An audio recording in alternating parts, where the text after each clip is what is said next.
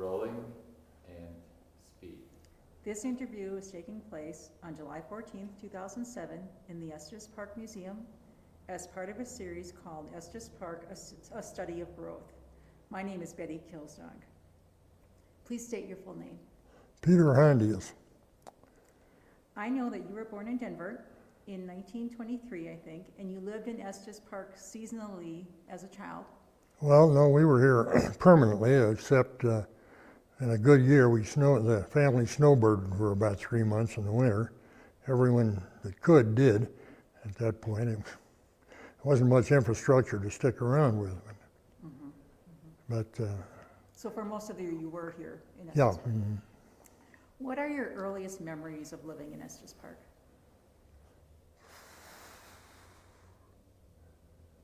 Well, really, it's hardly anything that involves what I think you might want is about age 4, horses, I think, mainly. Still miss the horses. But the place used to crawl with horses. Marvelous. Only more horses than people in here in the summer almost, but Right on the main street? all over. All the lodges had stables, and there were several other independent stables, and the place was a horse place, period. And generation before that was transportation. For a lot of the summer visitors, it was recreation, but not many people hiked, and used to know there were a few people out stumbling around on their feet, but it seems a regression to me that we are now doing that. You can sit on a horse and watch the scenery, and the horse watches his feet, and if you don't watch your feet, you're going to break your neck, so you're not seeing the scenery, but that's a personal prejudice. When did that start to change?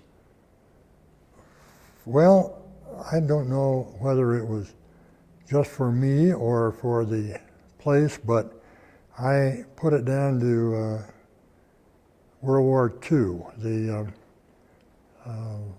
transportation was difficult, I guess. Understand gas was rationed, that was a problem, and the market that built these lodges, and they all got built at about the same time, was the climate in the Midwest. When it got hot, they didn't have air conditioning, and if they could afford to, they sent the family out all summer, and they stayed for the summer, and the husband came out when he could, and it was really solid business. And the horse thing again, they all rented horses. The places were kind of sort of dude ranches without cows. And that's what everyone did all day. And if you didn't even ride your horse, you went down and visited him occasionally. And the inflation's interesting. The rate used to be $1 an hour, $2.50 a half day, $4 a day, $7 a week, $21 a month. And that's a mantra I learned fairly early on when people were asking about it. And the horse was earning whether he was working or eating. What were the liveries rate like downtown? Well, Don Kilton had one on the corner of, ask Jim. Jim knows more about this place than I do, that's for sure. His was, I think, on the corner of Marine and, not Marine, corner of Riverside. I have trouble with street names around here. Street numbers throw me completely. But and then Rivers was on down this direction a ways on the main street, and there was one up by the cliff at the west end of town that a fellow named Harry Lexton wound up owning, and then most of the others were connected with the lodges. As Odie Whiteside had his down at the junction of the river and 36, and that was, most of the others were just spread around throughout the area. Were they places where people would congregate, or what was it like to go to one of those places? Stables, you mean? Yeah. Well, typically I don't know how it was, well, I sort of know how it was in the ones downtown. They would sign up for a horse and go down and get the horse, or they would bring the horse to the lodge where they were staying, and they'd usually as a group or individually, either way, go out for however long they wanted, with or without lunch, and that's when they'd get back to wherever they were staying and turn the horse loose, and they'd hopefully tie the reins well around the saddle horn, because if they didn't, the rein dropped and the horse stepped on it and wrenched the horse and also tore up the bridle. But then that's when the horse got back to the barn. And most of them, it worked pretty well. Occasionally they'd hit the wrong barn and you'd get someone else's horse, and they all had distinctive brow bands on the bridle, so you could tell if they weren't branded whose horse it was. And you'd swap them back and forth. You get yours back and get theirs to them. And the better the horse was, the longer it took usually, but before you got rid of it. But If you took an imaginary walk down Elkhorn Avenue, the Elkhorn Avenue of your childhood, what do you remember? well, it's funny because the old people were moaning about how the place had completely gone to pot, and there were still a few log cabins on the main street, and we thought they were crazy, but now I began to see it. The longer you live, I guess the smarter they get, the old people. But So you mean during your childhood, they're saying things like that? yeah, that's what I remember. I remember churches, sort of general store. They sold fireworks. That's what I remember mostly out of it. Cherry bombs and 6-inch salutes, that sort of business. We got away with what they let us get away with as kids, but we got away with more than they do today. And it's a good time to be a kid, I think. But anyway, that and the Ralph Gwynn had just built the crazy tower on the theater. Apparently, he had more money than he knew what to do with. And Did you know him? yeah. Did you know him? What was he like? Well, he had a bottle problem, among other things, but he was otherwise a nice guy, and ran the movie, and the movie was a big thing then, and otherwise, I don't know how frank I want to be here, but anyway, and then Brinkley's Drugstore was always the biggie. That's where the big soda fountain was, and that's where the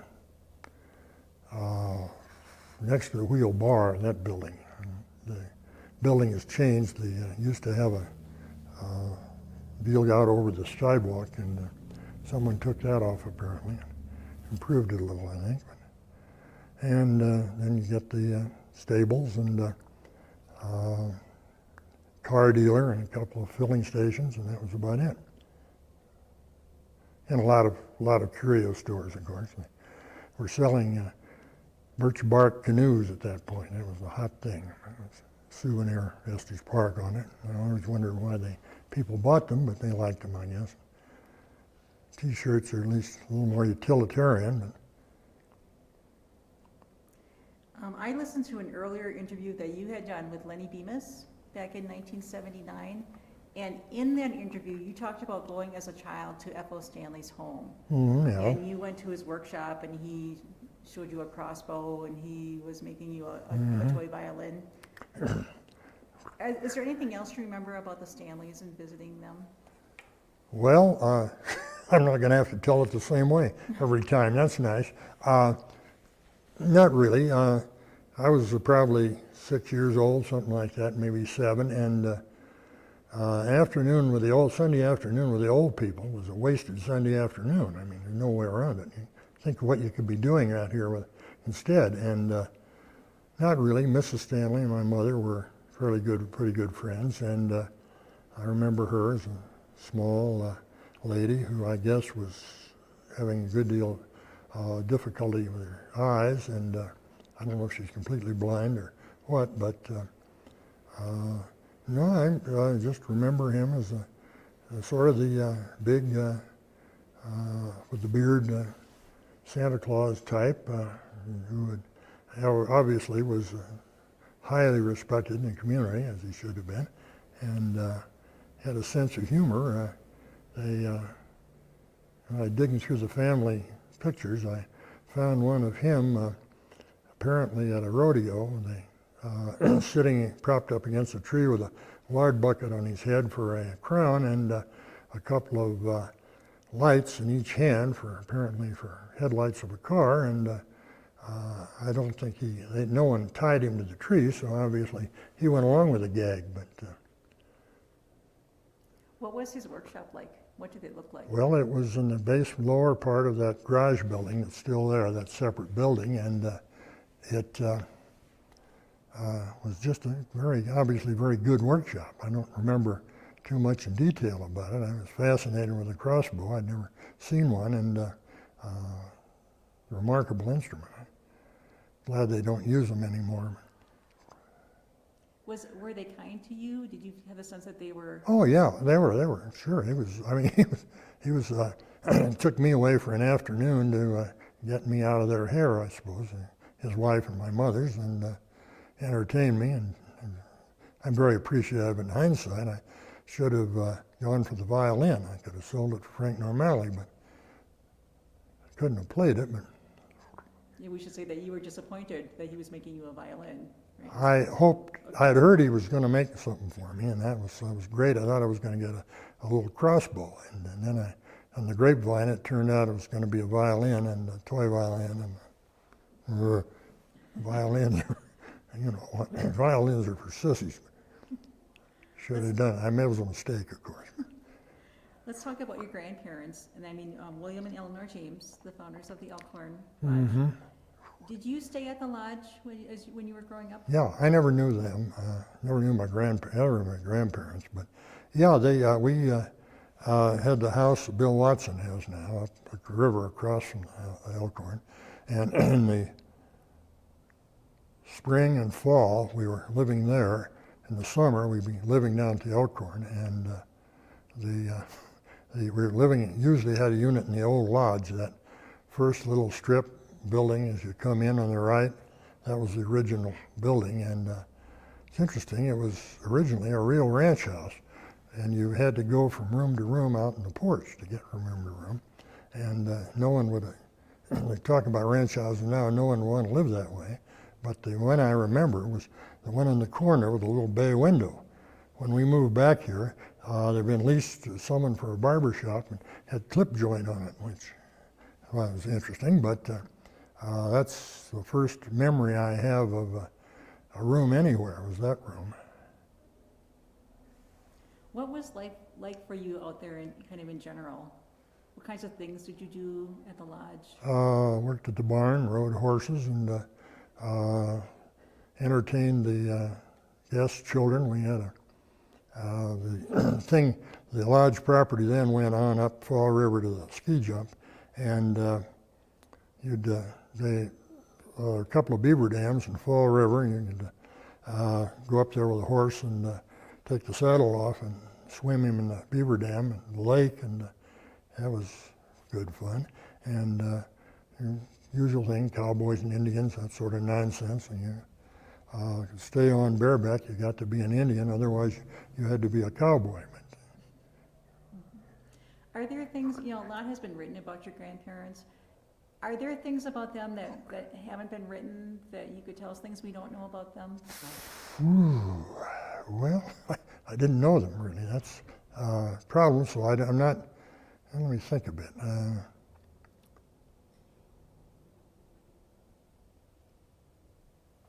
Well, all I really know is what I've heard from family and what was in that little book of my mother's. And as far as I know, that's pretty straight. Apparently, my grandmother had a stroke and went about 10 years with it. And my mother spent a lot of time taking care of her. And then when she died, my mother spent pretty much full time working at the lodge. And my Uncle Howard at that point was running the place. And it's kind of an interesting thing with the family thing. When my grandfather died, my grandmother headed it up, but they had the two sons. They had the older son, Homer, who was a doctor, who was an unsuccessful doctor as it turned out, back running the place, and in the middle of August, the top of the season, he had a fight with the chef and fired him, and the kitchen crew quit, and they were still talking about that when I came along 10 years later, but that was all for him as far as running the hotel went. And the next son took it over, Howard, and did it from there. And one thing that I see that people are picking up on, and it's just a very minor detail, but my father's business and the lodge were separate deals, and he lived there in the summer and entertained the guests. He played bridge with them and things, but wouldn't give him any advice unless they asked for it, which I don't think they often did. And it was the Elkhorn, the James family, I don't think ever ran cattle any further up than probably the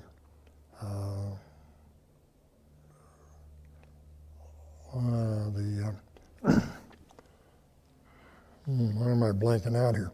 The power plant. Those hillsides were part of the property, and we used to run horses on there, graze them, and Horseshoe and the area above the fish hatchery was my father's stuff. Let's talk about your dad for a minute. He came to the U.S. from Holland. Mm-hmm, yeah. What part of the Netherlands was he from? Well, he and his brother had a cigar factory in Middleburg, which is, I haven't seen the cigar factory, but I've been to Middleburg, and that's sort of, I guess, midway up the coast. And I understand he was born in Arnhem, born in Wageningen, a place called Wageningen, which is, I guess, near Arnhem. And that's about all I know of that. But he had asthma, and they were taking him to Switzerland for that, and it wasn't helping any. And they told him he could either go to Switzerland permanently or Western America, and he hadn't. The fact he'd done is probably read a bunch of dime novels and about the West, and apparently he got to New York, bought a 4570 Winchester at Abercrombie and Fitch, and climbed off the train in Denver in 1895, wondering where the Indians would be.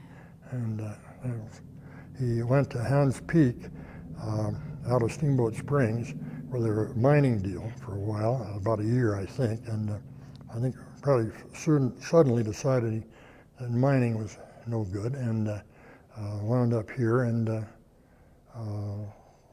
it was, I guess, the winter, so they took him in at the Elkhorn, and that's where he started out here. And that's how he met your mother? Mother, yeah. Do you know anything about how they met, any of the details of that? Did your mother ever tell you? Just at that, and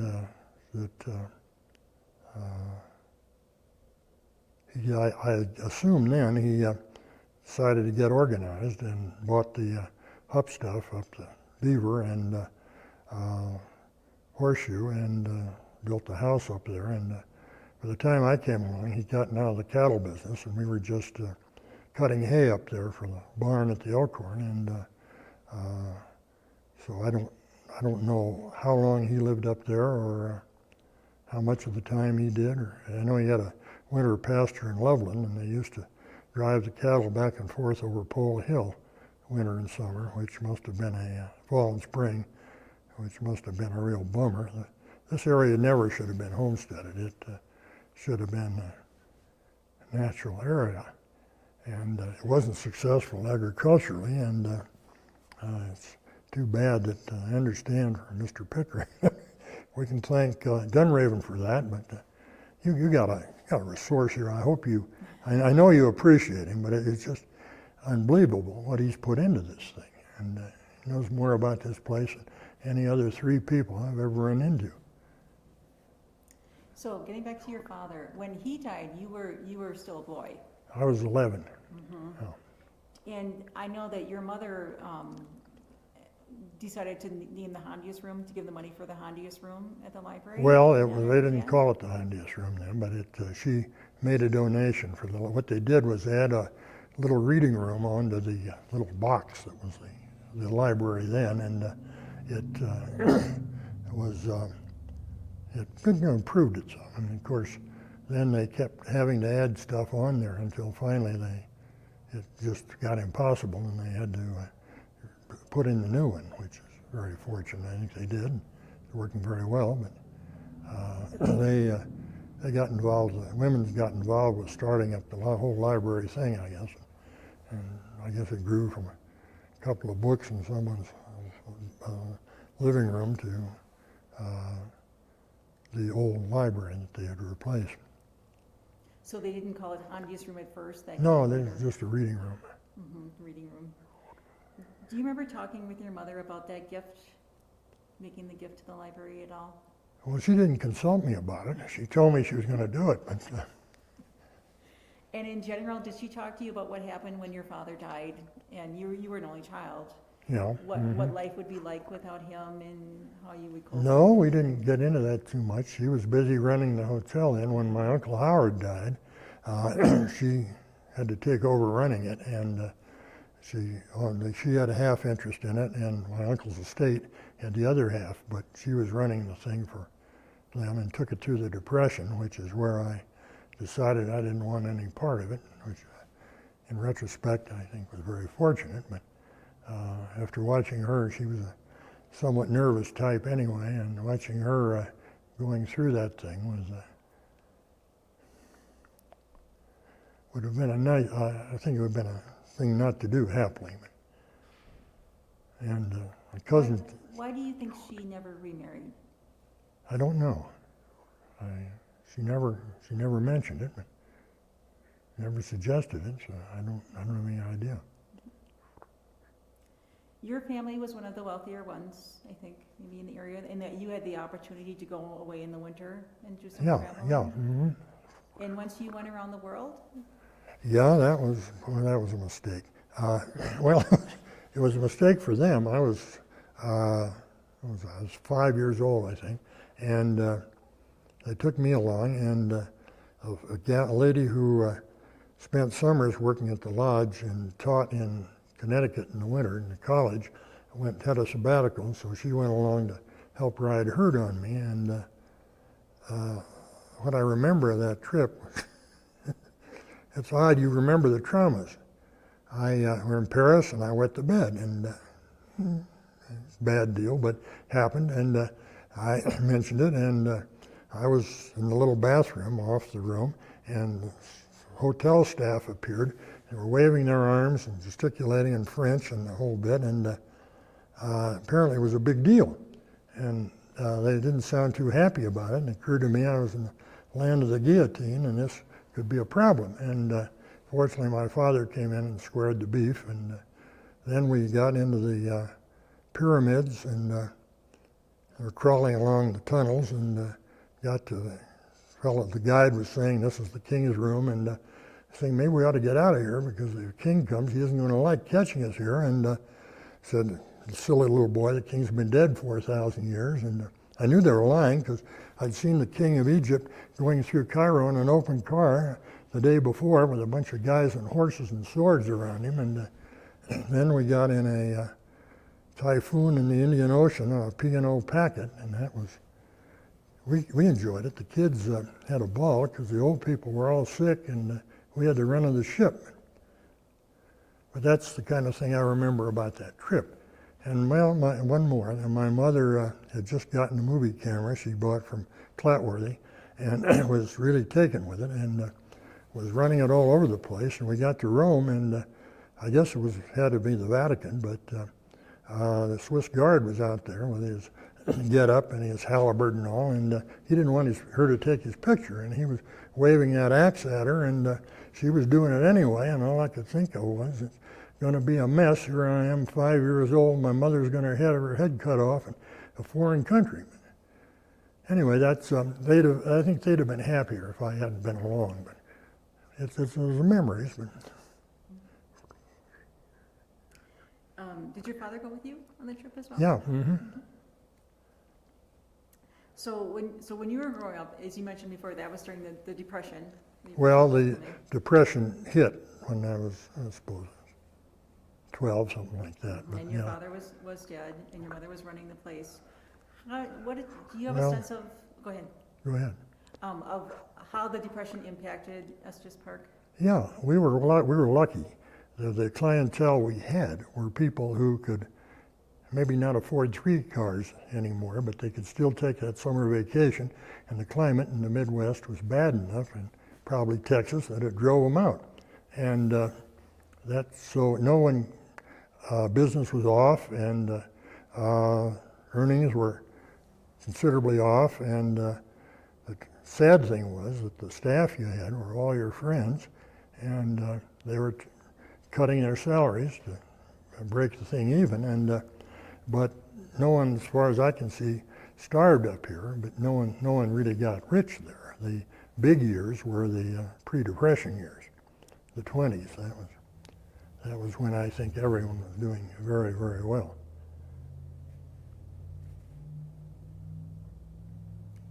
Tell us something about your mother that we haven't heard before. Well, I don't know what you haven't heard, but I mean, Well, about her with the there's library, the famous story of her well, giving the money and all that kind of thing. well, that one, Mel Bush came up with that one, I think, and it's a good story. I wasn't aware of it then, but the interesting thing was she knocked out that little book of hers, and we were encouraging her to do it, to give her something to do, the retirement thing, and she, of course, the Ego Press thing, she paid for the printing, and got in a little second edition. She was making a little money out of it, and that delighted her, and we thought she maybe ought to write a sequel, and she refused, and the idea that the people she would talk about's descendants would probably sue her for libel, which is where Jim, as I understand, stopped, and wisely enough. There are people around who might wind up sniffing about things. What can you tell us about the Hondius pipeline up in Upper Beaver Meadows? Well, it's like a lot of things. It started innocently enough, I guess, when it appeared that the cattle business wasn't going to be the way to fame and fortune. My father started selling off cabin sites to people who wanted them on the lower end of the ranch, down toward Park headquarters. And Park headquarters was the last chunk the family wound up selling, the one to the government. And they wanted water, so he had there's a spring up Buck Creek, which is on the south side of Deer Mountain, that comes down that draw where the park, going road into the park takes a swing to the south. That was a pretty good spring, so he put a reservoir in that and pipeline down the hill from it, and started giving them water and selling them water. And one thing led to another, and the thing grew to about 200 homes on it, and he kept adding capacity. That's when he got into Beaver Creek up at the ranch, diverted that. There was a spring up there that still is with a spring house on it, but he wound up diverting the creek to get more water, and ran a line down to the distribution point where the Buck Creek line hit the road, and it was a mess. It's one of these things that you just add on to things. It's like the hospital. They're finding that adding on to old buildings is no fun, and people would come up on the 4th of July and the summer cabins and turn on the faucet to drain the line, rust out, and by noon the be out of water and the phone would start ringing, and it was a mixed blessing, but one of those things that just sort of happened. It grew like topsy. I want to talk a bit about your family and your family's connection to Rocky Mountain National Park. You just talked about the Upper Beaver Meadows. Also, you supported the proposal to build the Gateway, Rocky Mountain Gateway, a couple of years ago. The Gateway. The Gateway area, the restaurant and the... Oh yeah, this one down here, yeah. And also I know you're involved in the land trust, Mm-hmm. and you've been an advisor to the Forest Service an advisory Mhm. council.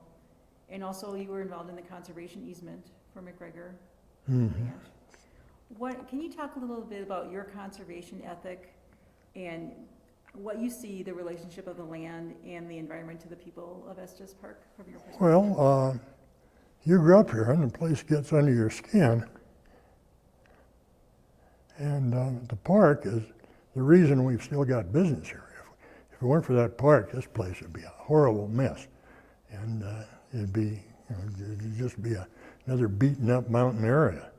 And the thing that occurs to me is that we've lived off the scenery for over 100 years, and maybe if we take care of it, they can get another 100 out of it. And the land trust thing was easy enough because these things get started when you've got a problem somewhere. And the problem was Lily Lake when they had it subdivided for 120 houses around it, counting the guest houses on place. And it was a dead duck. Town and park had fought it and lost. And finally, did you know Rex, by the way, Jim? Rex Baker? And anyway, I hope he got religion, or anyway, he decided he didn't want to do it, unfortunately. But he and the park weren't talking to each other anymore, so they had us take the thing to the pros, to the park, but we decided we better start a land trust to, we didn't think we'd do any good with Lily Lake because it was too late, but we might be ready for the next one. And it was pretty simple. Everything was right for it here. There were people that were interested in the place and emotionally involved and could afford to do the thing. And you've got this fantastic retirement community here of talent running out its ears, and it wasn't much of a chore to get a board up and a couple of bankers on it and that sort of thing, and some experienced people, and off it went. And it's nice that we're getting cooperation with the first one, was this cooperation deal with the town. And Gary Klopacki and Bernie Daniels wanted the thing, and they put up, the town put up 40,000, the land trust raised 10 at that point. I was sure we could do it, but it went well, and that was a good thing. And ironically, they had their breakfast this morning down at Hermit Park, and that was the first project we tried to do after we got organized. And we didn't get anywhere, but they've been banging away on it for 20 years, and happily it's happened. But it seemed to me that it was important to, not only for the emotional involvement with the place, but the hard-headed business involvement with the place, that it's important that we maintain as much of the open space image and flavor as we can, where it's available and reasonable. And that's, of course, how you define it. But if we let the thing go totally urbanized, it's going to be very different, and I think it's going to be very less attractive to the visitor. When you were born, the Rocky Mountain National Park was very young, Mm-hmm. and now it's coming on its Yeah. 90-some years. Yeah. How have people's ideas about Rocky changed in your lifetime, in your experience? Well, I think I would say for the better, because instead of it being the government telling everyone what to do, people appreciate what it's doing.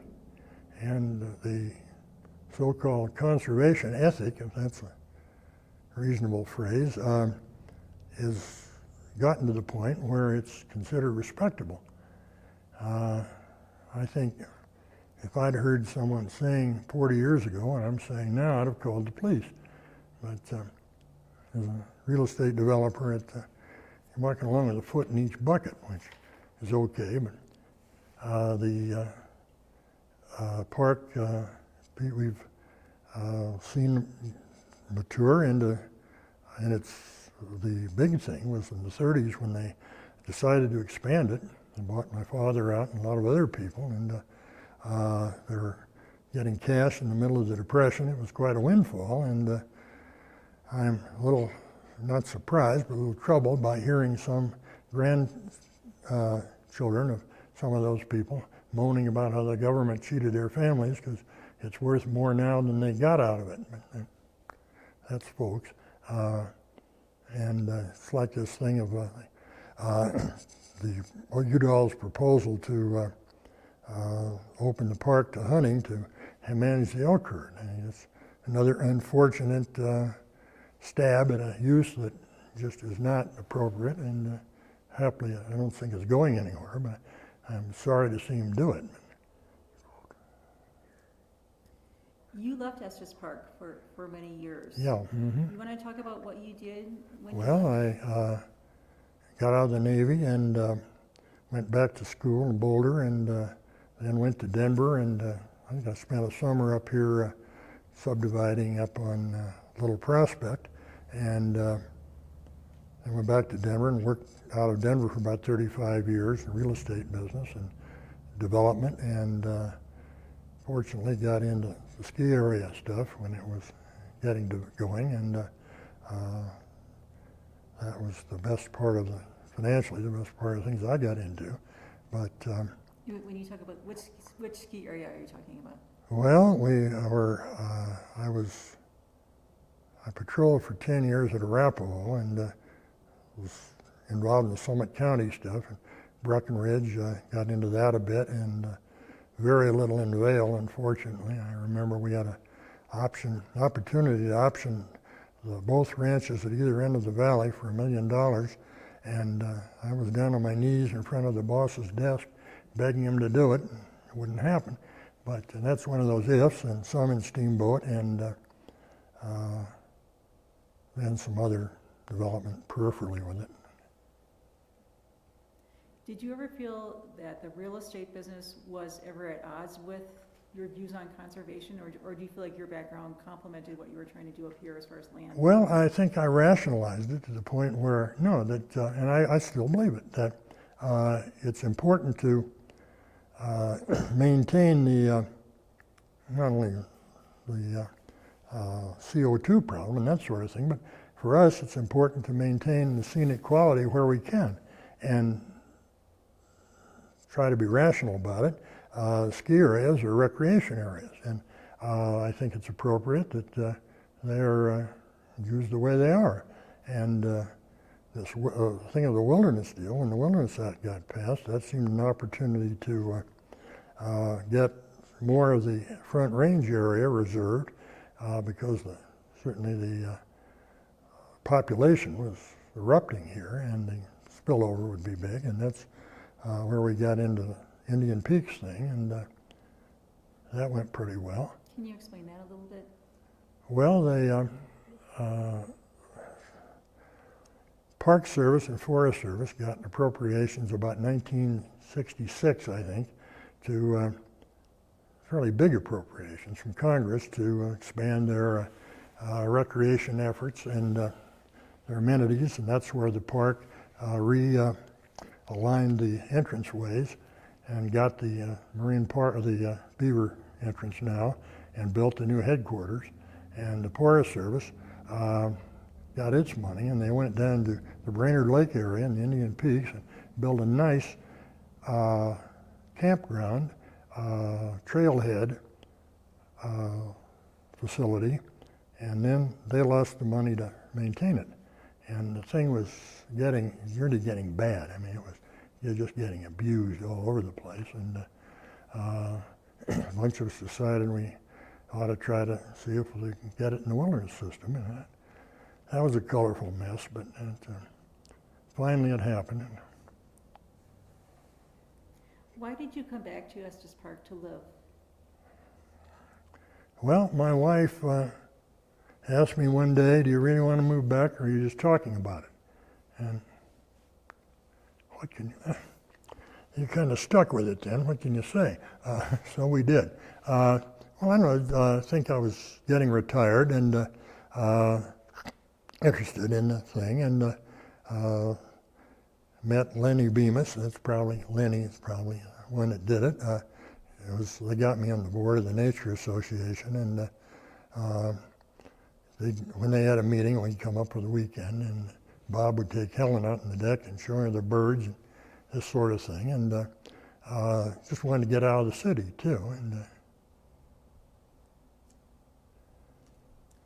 I wanted to go way back in time for a minute here and talk about Enos Mills. I know he worked at the Elkhorn when he was a young man, which was... I understand. I never knew him. He had died before I came around. But what I wondered is, did your family have a relationship with his family? yeah. Oh boy. Yeah, they did, as a matter of fact. I remember as a kid hearing about him a lot, and this was, of course, when they were doing the fight on the transportation thing in the park, and most of the people I know, and I think most of the people in the community, considered Enos was getting to be a pain in you-know-what. And anyway, that was that. And then about 1940, Esther, his widow, had 40 acres up in Horseshoe Park, west of the road, and we had 40 acres my father had kept when he sold the park, between the road and that, and she wanted access across it to develop it. My mother refused to give it to her, and they had a lawsuit, and it got fairly colorful, and my mother won, apparently, if you win a lawsuit, and so it didn't happen. But and I understand they're both in the park now, which is good. They traded my mother out of it. She, how much time do you want to spend with this stuff? Go ahead.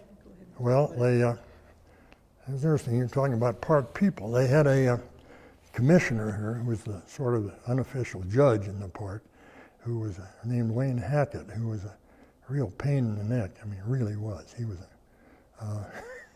he would collar you on the street and brag about how he just arrested someone that the government was looking for years, and on and on. Anyway, he wanted to get work on the in-holdings in the park, which I now support working on, but he told her that he was going to get the park to condemn it if she didn't get out of that 40 acres, and it made her mad, so she told him wasn't going to do it, and they just didn't care for each other at all. And finally, after he died, and it was obvious that it ought to be in the park, and part of the park, and shouldn't be an in-holding, and but she'd gotten herself on a limb by swearing it would never happen, so they, park superintendent, whoever it was then, was bright enough to, it was Granny Lyles, bright enough to send some people who were buying Longs Peak Inn and wanted a chunk of park property to buy it from her and trade that and get Horseshoe in the park. And she knew what they were doing, but it was a way of getting down out of the tree, and she was content with it. But that's I got to say that most of the people I've known in the park I've certainly respected and consider it to be a pick of the bureaucracy. And what I really appreciate is one of them was the chief ranger then. When we were in high school up here, we were talking about going to Aggies and taking forestry and going to work for the Park Service. He said, you know, if you get anywhere and are able to educate a family or something, you may wind up behind a desk and it may be in Omaha. I appreciated that advice. But Can you tell us something about some of your family's other friends? And I'm thinking maybe J.E. McDonald, Paula Steig's father. Yeah, grandfather. Grandfather. Her Yeah. great-grandfather. I'm having a little trouble with the generations anymore. And they get away from you. Yeah, he was her mother, her grandmother, when my mother were bosom buddies, and they called him Mr. Ed. Ed McDonald or E.G. McDonald or something. And yeah, that's you want to hear about the rutabagas, do you? Sure. All right. Well, we'd go in there, and my mother would say, "How are the vegetables today, Mr. Ed?" And he'd say, "The rutabagas are very nice, Mrs. Hondius." And we'd leave with this huge sack of rutabagas. God, I hate those things. But anyway, that was when you lived in root vegetables in the winter instead of frozen stuff. And Sam Service, of course, was across the street. He was a marvelous character. Tell us about him. Well, he had the general store for years, and I remember about him was he spent about 4 summers at as the storekeeper at the lodge, at the Elkhorn. and so I got to know him pretty well. And when we'd want to get something to eat out of the storeroom, why, we'd go around and see him, and he'd usually give it to us, but sometimes he would, sometimes he wouldn't. And if we're going on take someone out for an overnight or something, why, we'd see what he'd give us to pack with it, and it was usually beans, but which is good because you can't ruin beans. Well, who else do you remember? Let's see. Well, I don't know how far you want to get into this, but there was a lady, a huge lady, physically, named Mrs. Secor, who had a great mop of white hair she had somehow kept up on top of her head, who ran a little antique store on the street. And my mother was intrigued with antiques, and Mrs. Secor would call her and say she'd just gotten this marvelous find and she should come down and look at it. And half the time she'd buy it, and occasionally when she bought it, she'd go down to Denver and look in the window of the department store and see a bunch of them in there. And but she'd go back and get nailed by Mrs. Secor again. And what I remember was her lady's husband I don't know what was wrong with him, but anyway, he sat in a chair all the time and smoked a pipe, couldn't get out of it, the chair that is, and so I never saw him out of it. And he died, and a guy in his 40s blew into town. Mrs. Secor was 80 then, I think, and about 6 months later, he married her, and everyone said, aha, he's going after gold digging, and she married this gold digger, the idiot, and 2 years later, the guy died. And Mrs. Secor went on, but anyway, it's too bad. Too bad the town didn't know Mrs. Secor better. What are your dreams and your hopes for Estes Park? Well, it's interesting to me to see the evolution of the thing from a strictly tourist business to a presently retired residential community. I mean, it's 50-50 about now, I think. And of course, they're knocking heads of who gets the goodies and all, and arguing about tax benefits and this sort of thing, and who's paying most of it. But I think I would hope, seeing it improve quality-wise. Certainly, we used to look at the Main Street and think what we need here is a fire, and instead we got the flood, and the sad thing was the fatalities in it, but that was a real kick in the pants that at least got them to try to pick the thing up, and the best thing that happened was the deciduous trees there that, in the summer anyway, hide the facades. And since this thing was built over 100 years, with people doing whatever they wanted to, why I mean, it isn't pretty. You go up on top of the knoll and look down, and it isn't pretty from there either, but that's from the ground it looks pretty good now. But I would hope it would continue to do that and be a thing of people who are in the business, people who are permanently involved with the thing, who plan on staying. It used to be people running in and out, or someone coming up here and wanting to get into something and opening some kind of shop and not having it work and having to leave, and it had very little permanence. But how the two will blend, I don't know, but it's interesting watching the struggle between them. And I don't know, I would hope it would be a thing of continuing with the ecological awareness of we can't keep this up forever, and we don't have the finite resource in the planet, and that we can settle down and do better. And I think that's probably an illusion, but things are improving some, and that's about where I'd go with it, I think. What would you like to see happen to Rocky Mountain National Park? I'd like to see it stay the way it is, and I would like to see it get tidied up. I'd certainly like to see it get wilderness protection, because right now it's exposed to the whims of very few individuals, and When Ted James wanted to put the Cherto up to Hidden Valley, up to the drift, he went back to D.C. and the Park Service, local Park Service people, just didn't want it at all. He went back and got hold of Wayne Aspinall, who was the chairman of the House Interior Committee, the whole Interior Committee, had been there for about 30 years, and whatever he said happened. And he told him he wanted a permit for the tow, and he called up Interior and said he's coming over, have it ready for him. And that's where they got the clear cut up the hillside, which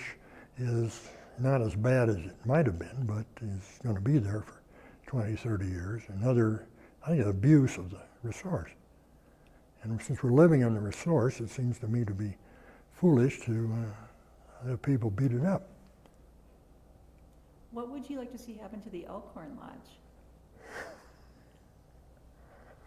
I suppose I'd like to see it burn up, except maybe the old lodge for sentiment. If I were condemned to fight the thing and someone gave me $25 million, I would start over and leave the old lodge again, the original part of the old lodge for sentiment, and that two-story addition that my grandfather put on was obviously a mistake. It just doesn't function. Anyway, and I suppose it'd have to be condos, and try to come up with some kind of activity center in it, and but we don't need any more condos around. And I suppose a fire would be the thing. Interesting enough, I keep asking people on the historic register, people, about what happens to a place that's destroyed by fire, and you've taken the tax benefit out of putting it on the register. Do you have to rebuild? If you rebuild anything, do you have to rebuild literally what's there, or you just let it go, or what? But no one's given me much of I consider to be a satisfactory answer yet. I get a lot of funny looks, and you don't want to talk about that too much, because if a fire happens, you better prove you were somewhere else. Speaking of which, I got to put in a plug for the old fire truck, the old one, the 1923 white. It's the one they should have kept. That was a beautiful thing. It had self-starter, and it was pretty rare then. Also had a crank if you needed it, but it had a 500-gallon water tank that sat up way high on it, and it got to the fire last. Going uphill, it just didn't have enough power to make it. And the Cascade Lodge fire, the whole town was there, and the CCC boys were there, and the fire truck arrived. The cheers, and of course it was embers then. But I got to drive it one day. Down through town, I was working at the Phillips Garage up at the west end of town, and we headed up there. There was a reserve truck then, and when the siren went, we were supposed to take it down to the firehouse. And my wife wants me to tell stories, so I'll tell stories. But there were about three of us working there, and I always never got to it first. And finally I was there all by myself one day, and I heard the siren, and I jumped in the truck, and it was the middle of August, headed down Main Street with the cars and the horses and all. And I wasn't running the siren, but the bell was clanging and everything, and I was weaving in and out. And when I turned the corner down on Virginia, I guess it is, I'd almost rolled it with that tank up on top. And I got there, and one of the deputy sheriffs was out in front of the firehouse saying, "Where's the fire?" And what had happened was they were running some congressmen up to look at the tunnel, and they were running the sirens going through town and turned off a Marine. And purely innocent. I was trying to save the town, but what I got, of course, was ridicule. But I think it's too bad they didn't keep that one, because this reel, if you got it out there now, it's no good, nothing much. Is there anything else you want to tell us that I have not asked you? No, I think I've done more than I probably ought to. Well, thank you very much. You bet.